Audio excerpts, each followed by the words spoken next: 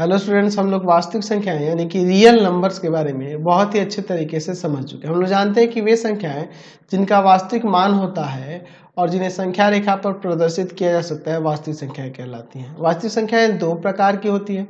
एक होती है परिमेय संख्याएं, परिमेय संख्याएं यानी कि rational number, rational numbers, rational number. और दूसरी होती है अपरिमेय संख्याएं, अपरिमेय संख्याएं। हम लोग इसे कहते हैं इरेशनल नंबर, इरेशनल नंबर। हम लोग पहले भी इन दोनों संख्याओं के बारे में चैप्टर के शुरुआत में ही डिफाइन कर चुके हैं कि वे संख्याएं जिन्हें p बाई क्यू के रूप में लिखा जा सके, जहां q नॉट इक्वल टू 0 तथा p और q यहाँ क्या होते हैं, पूर्णांक होता है। p तथा q पूर्णांक है। तो इस प्रकार की जो संख्याएं होती हैं उन्हें परिमेय संख्याएं कहते हैं। और यहाँ पे जिसे p बाई क्यू के रूप में नहीं लिखा जा सके, जहां q नॉट इक्वल टू 0 तथा p और q पूर्णांक है। ठीक है, चलिए, तो ऐसी संख्या को हम लोग क्या कहते हैं, अपरिमेय संख्या है कहते हैं। हम लोग ये भी थोड़ा सा देखे थे कि जो परिमेय संख्या होती है उनका दशमलव प्रसार, मैंने ओरली आपको बताया था, दशमलव प्रसार जो होता है परिमेय संख्याओं का, वह क्या होता है जी, शांत होता है या अशांत आवर्ती होता है। ठीक है, अशांत आवर्ती होता है। जो परिमेय संख्या होती है उनका दशमलव प्रसार शांत या अशांत आवर्ती होता है, और अपरिमेय संख्या का जो दशमलव प्रसार होता है, दशमलव प्रसार जो होता है वह अशांत अनावर्ती होता है, अशांत अनावर्ती होता है। तो अभी हम लोग बात करेंगे परिमेय संख्याओं के ही बारे में।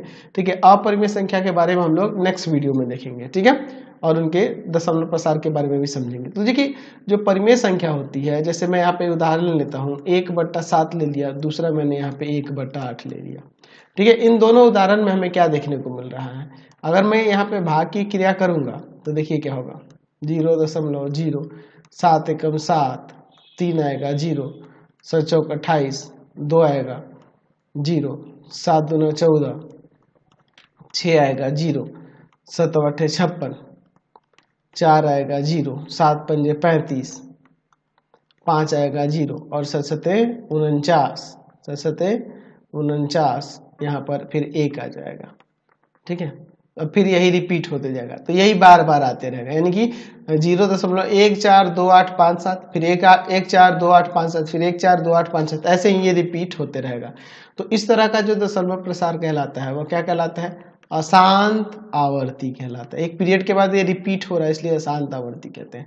अब जैसे ये दूसरी संख्या 1/8 देख रहे हैं, यहाँ भाग की क्रिया करके देखते हैं। 0 यहाँ 0 लगाएंगे एक बार में, 8, 2 आएगा 0, 8 दूना 16, यहाँ पे 4 आएगा, 8 पंजे 40। तो यहाँ देखिए ये दशमलव के कुछ स्थानों के बाद जाने के बाद ये पूरी तरह से कट गई। तो ये जो देख रहे हैं ये कैसा है, शांत दशमलव प्रसार है। ये दशमलव प्रसार कैसा दिख रहा है, शांत। यानी कि हमें यहाँ से ये क्लियर हो गया, जो परिमेय संख्या होती है उनका दशमलव प्रसार जो होता है शांत होता है या अशांत आवर्ती होता है। अब ये तो रहा कि डिवीजन करके हमें पता चल जा रहा है कि शांत है या अशांत आवर्ती है। अगर बिना डिवीजन किए हमें पता करना होगा कि किसी परिमेय संख्या का दशमलव प्रसार शांत है या अशांत आवर्ती है, इसका कैसे हम लोग पता लगाएंगे। तो हम लोग समझ सकते हैं ऐसे कुछ इस प्रकार से हम लोग लिख सकते हैं। यहाँ पे ध्यान देना आप, यहाँ पे लिख सकते हैं कि p बाई क्यू एक ऐसी परिमेय संख्या है, ऐसी परिमेय संख्या है, परिमेय संख्या है कि p तथा q असहभाज्य है, असहभाज्य है। p और q क्या है, असहभाज्य है, तथा q बराबर में 2 का पावर m इंटू 5 का पावर n के रूप में है, इस रूप में है, तो तो P बाई Q का दशमलव प्रसार शांत होगा। ठीक है, देखो P बाई Q एक ऐसी परिमेय संख्या है जिसमें P तथा Q असहभाज्य है, यानी कि P और Q का HCF 1 होना चाहिए, और तथा Q जो है 2 का पावर m इंटू 5 का पावर n के रूप में है। Q क्या है? 2 का पावर m इंटू 5 का पावर n के रूप में है। तो P बाई Q का दशमलव प्रसार क्या होगा? शांत होगा। इसी में लिख देते हैं कि जहां m तथा n पूर्ण संख्याएं हैं। ठीक है, तो अगर Q 2 का पावर m इंटू 5 का पावर n के रूप में होता है तो उसका दशमलव प्रसार शांत होगा। जैसे मैंने अभी आपको बताया 1/8, तो 8 का अभाज्य गुणनखंड करेंगे तो 2 का पावर 3 होगा। अच्छा, कुछ नहीं तो 2 का पावर 3 और यहाँ 5 का पावर 0 दे सकते हैं, क्योंकि यहाँ पर mn क्या है? पूर्ण संख्या है। तो पूर्ण संख्या में तो आपका 0 भी आ गया। चलिए, तो इस रूप में हो जा रहा है, इसलिए ये शांत होगा। ये क्या हो जाएगा? शांत हो जाएगा। जैसे मैं यहाँ पे दूसरा लिखता हूँ 3/50। देखो 3 और 50 का जो अभाज्य गुणनखंड होगा, 3 और 50 का HCF अगर देखा जाए तो 1 होगा, यानी ये असहभाज्य है। तो 50 का अगर आप अभाज्य गुणनखंड करेंगे तो 2 गुना 5 का स्क्वायर होगा, कुछ नहीं तो पावर में 1 है, तो इसका दशमलव प्रसार कैसा होगा? शांत होगा। तो अगर Q बराबर होगा 2 का पावर m इंटू 5 का पावर n के रूप में तो शांत, अन्यथा अशांत होगा। अन्यथा दशमलव प्रसार क्या होगा? अशांत होगा, अशांत आवर्ती होगा। ध्यान रखना, परिमेय संख्या का दशमलव प्रसार शांत कब होता है? जब उसका हर 2 और 5 का गुणज हो, 2 या 5 का गुणज हो, तब 2 या 5 का गुणज हो तो दशमलव प्रसार उसका शांत होगा, अन्यथा अशांत होगा। अच्छा, अगर हम लोग बात करें किसी परिमेय संख्या के बीच परिमेय संख्याओं की, तो हम लोग देखे थे पीछे की वीडियो में कि किसी दो परिमेय संख्या के बीच में अनगिनत परिमेय संख्या होती है। उसी प्रकार दो परिमेय संख्याओं के बीच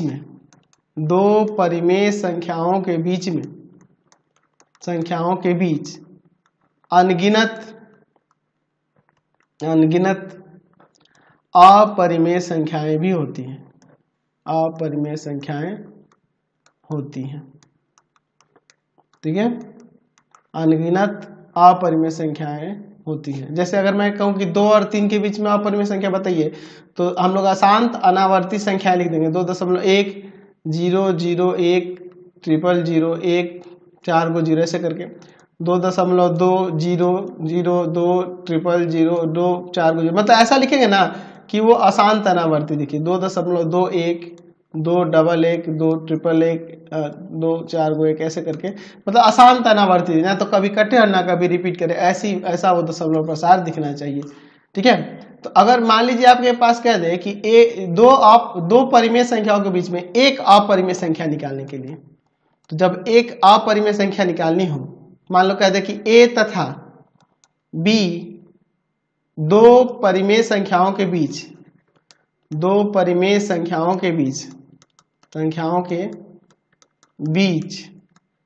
एक अपरिमेय संख्या निकालनी हो, तो जब एक अपरिमेय संख्या की बात करेगा तो कुछ नहीं करेंगे, हम लोग √A इंटू बी कर देंगे। यानी कि जैसे 2 और 3 के बीच में निकालना है तो √2 गुना 3 यानी √6, ये इसके बीच की एक अपरिमेय संख्या हो जाएगी। एक निकालने के लिए कहेगा तब। जैसा कि अभी आपने देखा कि अगर हम लोग किसी परिमेय संख्या की बात करें तो उसका दशमलव प्रसार शांत होता है या अशांत आवर्ती होता है। तो अगर मान लीजिए दशमलव प्रसार शांत दिया हो या फिर अशांत आवर्ती दिया हो, तो उसको कैसे हम लोग परिमेय संख्या के यानी P बेटा Q के रूप में बदलेंगे। जैसे अगर मैं कह दूं कि यहाँ 1.25 दिया है, तो इसे कैसे बदलेंगे? तो इसके लिए तो आसान है, आप क्या करेंगे, दशमलव हटा के नीचे 1 देते हैं और जितना अंक इसके दाहिने तरफ होगा उतने 0 लगा देते हैं, यही ना हम लोग करते हैं। और इसका सरलतम लिखना है तो 25 पंजे 25 चौका 100, 5/4 आ गया। ठीक है, तो ये तो ठीक है, जब शांत दशमलव प्रसार होगा तो इस तरह से बना लेंगे। लेकिन अगर मान लीजिए आपके पास ऐसा कोई अशांत दशमलव प्रसार देते हैं, इसका मतलब क्या है 1.3333, तो इसे अगर हमें बदलना होगा P बाई Q के रूप में, तो कैसे बदलेंगे? तो हम लोग क्या करेंगे, सबसे पहले इस संख्या को x मान लेंगे। ठीक है, और इसको समीकरण 1। अब क्या करेंगे कि हम लोग एक ऐसा समीकरण निकालेंगे जिसमें दशमलव के बाद इसके जैसा ही उसमें भी हो। तो हम लोग इसमें क्या करेंगे, लिखेंगे दोनों तरफ 10 से गुना करने पर, इस समीकरण में 10 से गुना कर देंगे। ठीक है, तो देखिए क्या हो जाएगा यहाँ पर 10x इक्वल टू में ये एक 3 इधर आ जाएगा, 13.3 के ऊपर बार होगा। ये समीकरण 2। अब इसमें से इसको घटा देते हैं। समीकरण 2 में से समीकरण 1 को घटाने पर, समीकरण 2 में से समीकरण 1 को घटाने पर, तो 10x और माइनस का x बराबर में 13.3 के ऊपर बार और माइनस का 1.3 के ऊपर बार। यहाँ घटा देंगे तो 9x हो जाएगा। देखो मैंने पहले ही बोला था कि दशमलव के बाद एक जैसा आपको दिखना चाहिए इसमें, तो इसमें 10 से गुणा करने से कोई फर्क नहीं पड़ा क्योंकि 3 3 3 बहुत बार है ना जी, तो इसलिए एक 3 इधर आ गया।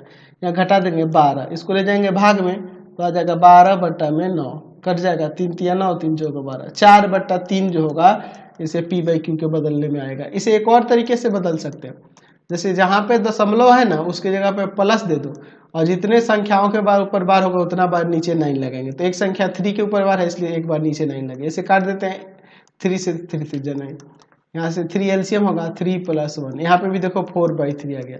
तो ये आपका तरीका हो गया कि ऑब्जेक्टिव जब क्वेश्चन देगा तब, और थोड़ा लॉन्ग देगा तो इस तरीके से बनाएंगे। समझ रहे हैं ना। चलिए एक दो और इस पे देख लेते हैं। जैसे मान लीजिए आपके पास दे दे कि 1.14 के ऊपर से बार देते हैं, इसे p/q के रूप में बदलना है।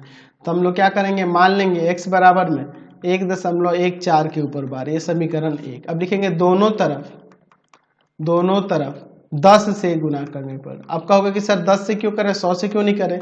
क्योंकि देखो हमें क्या करना है ना, हमें क्या करना है, हमें इसमें ये 1 को पहले इधर लाना क्योंकि इसके ऊपर बार नहीं है। तो 10x इक्वल टू हो जाएगा 11.4 के ऊपर बार। ये समीकरण 2 कर लेंगे। अब देखिए दशमलव के बाद इसमें दोनों में एक जैसा नहीं है, इसलिए एक और इसका समीकरण तैयार करने के लिए फिर से इसमें 10 से गुणा करेंगे। लिखेंगे समीकरण 2 में दोनों ओर 10 से गुणा करने पर, 10 से गुणा करने पर क्या हो जाएगा, इधर 100x हो जाएगा और इधर आ जाएगा 114.4 के ऊपर। पॉइंट के बाद 4 4 4 बहुत बार है तो 10 से गुना होगा तो 1 4 इधर आएगा, उससे कोई फर्क नहीं पड़ेगा। ये समीकरण 3 हो गया। अब इसमें से इसको घटा लो, लिखेंगे समीकरण 3 से समीकरण 2 को घटाने पर। ठीक है, तो यहाँ आ जाएगा आपका 100x माइनस का 10x और इधर 114.4 के ऊपर बार माइनस का 11.4 के ऊपर बार। यहाँ पे आ जाएगा आपका 90x हो जाएगा और इधर हो जाएगा आपका कितना, यहाँ पर आ जाएगा आपका 103। तो x बराबर में 103 और बटा में आपका कितना हो जाएगा 90। इतना ही रहने देते, तो ये p/q के रूप में बदल गया। समझ गए कि नहीं? वो इस तरीके से हम लोग किसी भी अगर दिया हो अशांत आवर्ती दशमलव प्रसार तो उसको हम लोग p/q के रूप में जो परिमेय संख्या होगी वैसे बदल सकते हैं। चलिए हम लोग एक बहुत ही आवश्यक परिमेय संख्या जिसकी बात करेंगे 22/7। एक्चुअल में 22/7 और हम लोग एक अपरिमेय संख्या पाई में तुलना कर लेते हैं। 22/7 जो है ये आपका एक परिमेय संख्या हो जाएगा क्योंकि इसका दशमलव प्रसार जब करेंगे तो ये अशांत आवर्ती होगा। क्या होगा? अशांत आवर्ती होगा। यही अगर हम लोग बात करेंगे पाई की, तो पाई एक ग्रीक संख्या है, ग्रीक संकेत है जो एक अपरिमेय संख्या होता है, और जिसका दशमलव में जो मान होता है वो लगभग इसके मान के बराबर होता है। इसका भी दशमलव मान 3.14 होता है और इसका भी दशमलव में मान देखोगे तो 3.14159265 ऐसे करके आता है। तो ये जो दशमलव प्रसार देखने को मिलता है ये अशांत अनावर्ती देखने को मिलता है। जैसे 1.1 यहाँ देखो 1 4 है, फिर एक यहाँ 5 हो जा रहा है कि नहीं? देख रहे हैं ना, यहाँ 4 था तो यहाँ भी 4 आना चाहिए, तो नहीं है ना। तो इसलिए इस तरह का यहाँ देखो 5 के बाद यहाँ 9 है, इसके 5 के बाद कुछ और संख्या होगी। तो इस तरह से अगर देखा जाए तो पाई एक अपरिमेय संख्या और इसका सन्निकट मान जो होता है वह क्या होता है 22/7 होता है। इसके नजदीक का मान होता है ना, ये नहीं कि इसके एकदम इक्वल होता है। तो ये परिमेय संख्या है, लेकिन ये पाई जो है एक अपरिमेय संख्या है। यह पाई जो है, ये पाई ग्रीक भाषा का एक अक्षर है जो एक राशि को व्यक्त करता है। किसको व्यक्त करता है? तो पाई किसको व्यक्त करता है? तो हम लोग कह सकते हैं कि पाई पाई एक नियत राशि है, नियत राशि है जो किसी वृत्त की परिधि एवं उसके व्यास का अनुपात होती है, व्यास का अनुपात होती है, अनुपात होती है। यानी कि पाई किसके इक्वल होती है? तो वृत्त की परिधि, वृत्त की परिधि और उसके व्यास, उस वृत्त का व्यास, उसी वृत्त का व्यास, वृत्त का व्यास उसके बराबर होती है, ठीक है, उसका अनुपात होती है, ठीक है। तो पाई एक अपरिमेय संख्या है जिसका सन्निकट मान 22/7 होता है। तो अगर पाई पूछेगा तो अपरिमेय कहेंगे, अगर यही 22/7 पूछ दे तो परिमेय संख्या होते हैं, ठीक है। अच्छा, पाई का मान 22/7 या एक और मान होता है इसका 355 में 113 भी इसका सन्निकट मान होता है, ठीक है। पाई का एक दूसरा मान भी ये होता है। तो ये दोनों लगभग इसका मान निकालोगे तो समान ही आएगा। तो आज की क्लास में हम लोग सिर्फ परिमेय संख्याओं के बारे में ही अच्छे से अध्ययन किए और एक पाई जो है एक अपरिमेय संख्या, इसके बारे में भी जान लिए, ठीक है। तो इसको आप ध्यान में रखेंगे, इसलिए मैंने यहाँ बताया क्योंकि परिमेय संख्या की भी बात हो गई 22/7, इसलिए इसको इसी में इंक्लूड कर दिया। अपरिमेय संख्याएं और उनका संख्या रेखा पर प्रदर्शन कैसे होता है इसके बारे में हम लोग नेक्स्ट वीडियो में देखेंगे। आपको हमारे 3 चैनलों को सब्सक्राइब करना होगा। पहला है pathfinder classes Chhapra, pathfinder classes Chhapra. दूसरा है आपके पास भारती भवन रविकांत सर, भारती भवन रविकांत सर, रविकांत सर। और तीसरा चैनल है Ravikant sir, Ravikant sir RD Sharma solution, RD Sharma solution. तीनों चैनल को सब्सक्राइब कर लेंगे। इससे रिलेटेड वीडियो के लिए सीधे डिस्क्रिप्शन में जाएंगे, इससे रिलेटेड नोट्स के लिए गूगल पे जाकर सर्च करेंगे www.ravikantsir.in और यहाँ जाकर आप सभी क्लासेस के नोट्स उनके पीडीएफ को डाउनलोड कर सकते हैं, पढ़ सकते हैं। इंस्टाग्राम और फेसबुक पे जाके पाथफाइंडर क्लास छपरा को लाइक एंड फॉलो करना नहीं भूलेंगे। Thanks for watching the video. Comment करके जरूर बताया करें कि हमारे चैनल के वीडियोज आप सभी को कैसे लगते हैं।